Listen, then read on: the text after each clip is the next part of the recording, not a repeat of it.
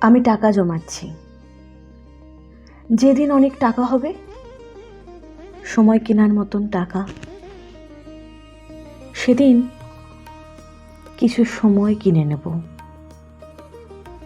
যারা প্রতিদিন, প্রতি মাস, প্রতি বছর বলে যায় খুব ব্যস্ত, একদম সময় পায় না, কাজের চাপে মনে থাকে না, তাদের সেই কেনা সময় ধার দেব।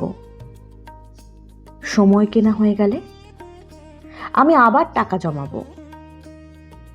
এরপর কিনবো অজুহাত। পৃথিবীর সমস্ত অজুহাত কিনে জমা করব। সময়ের অভাবে, অজুহাতের কারণে কেউ যেন আর প্রিয় মানুষদের ভুলে না যায়। তাই অফুরন্ত সময় আর শূন্য অজুহাতের এক পৃথিবী বানাবো।